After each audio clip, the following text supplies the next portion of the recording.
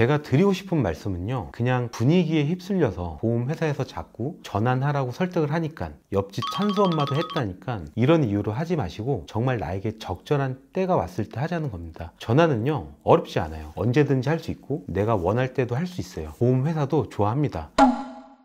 안녕하세요. 통하는 보험 김상현 팀장입니다. 오늘은 4세대 실손보험에 대한 이야기 준비했습니다. 실손보험 전환에 대한 고민은 4세대 이전 가입자라면 누구나 한 번쯤은 해보셨을 거고, 실제 전환을 통해 보험료 부담을 덜어내신 분들도 계실 텐데요. 오늘은 4세대 실손보험의 장점과 단점을 알아보고 전환을 고민하고 계시는 분들께 조금이나마 알찬 정보가 되었으면 좋겠습니다.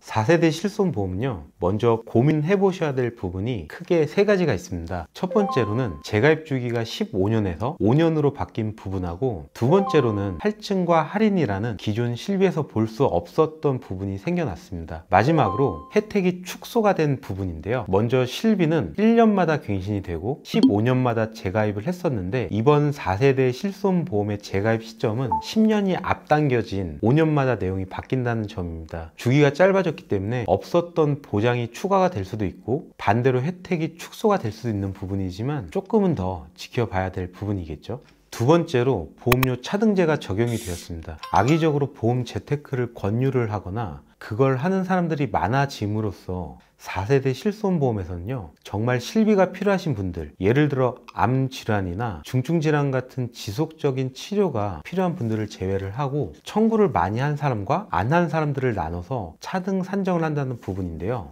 이 부분에 대해서는 개인적으로 괜찮게 바뀌었네? 이렇게 생각되는 부분이에요. 이렇듯 4세대 실손보험이 출시가 되면서 여러 가지 제도들이 생겨났죠. 물론 보장이 늘어나고 저렴해진 점도 있지만은 까다로워진 점도 굉장히 많습니다. 먼저 급여의 80%, 비급여의 70%로 자기부담금 한도가 높아졌습니다. 2세대 표준화 실비와 비교를 했을 때 자기부담금이 10%씩 높아졌다고 보시면 됩니다. 여기까지 그럴 수 있습니다. 하지만 굉장히 주의해야 할 점들은 지금부터입니다. 실손 의료비의 가장 큰 문제점으로 대두되는 게 어떤 점이었나요? 바로 비급여에 대한 부분이었죠. 이 4세대 실손보험은요, 비급여를 잡으려고 칼을 갈고 나온 느낌이에요. 보험료 차등제로 직전 1년간 비급여 이용량이 100만 원이 넘어가면 다음에 1년 동안 보험료가 상승을 합니다. 등급으로 나눠지는데 가장 높은 5단계는요 300만 원 이상 청구를 했다면 3배가 오르게 됩니다. 즉 만원이었던 보험료가 4만 원이 될 수도 있다는 점이죠. 2세대 실손보험료보다 약 50%,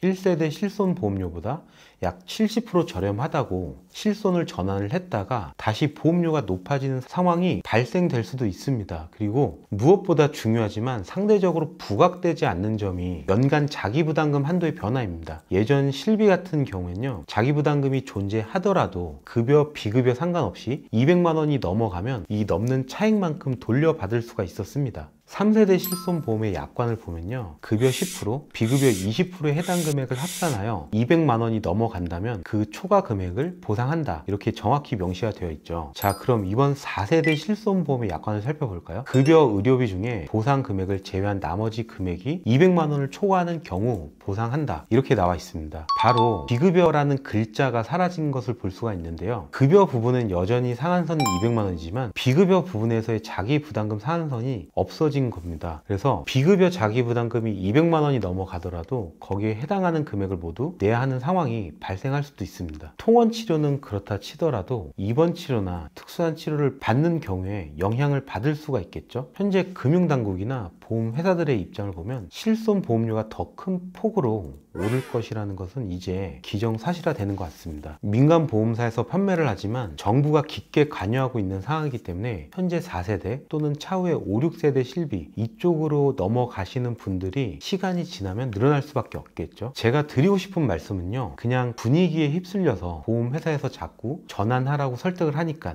옆집 찬수 엄마도 했다니까 이런 이유로 하지 마시고 정말 나에게 적절한 때가 왔을 때 하자는 겁니다. 전환은요 어렵지 않아요. 언제든지 할 수 있고 내가 원할 때도 할 수 있어요. 보험회사도 좋아합니다. 특히 가장 안타까운 분들은 아직 실손의료비 보험료 인상의 부담이 없는 젊으신 분들, 그리고 꾸준히 병원을 다니시면서 치료를 받으셔야 하는데, 이런 분들이 전환을 하면 자기 부담금 한도가 적은 기존의 실손보험 혜택을 볼 수 없으니 조금 더 기다리시면서 지금의 혜택을 유지하는 게 훨씬 이득이라고 생각을 합니다. 정말 실손보험료로 나의 생계가 어려워지고 실비보험 해지까지 생각할 사항이라면 그때 당연히 고려해야 되겠죠.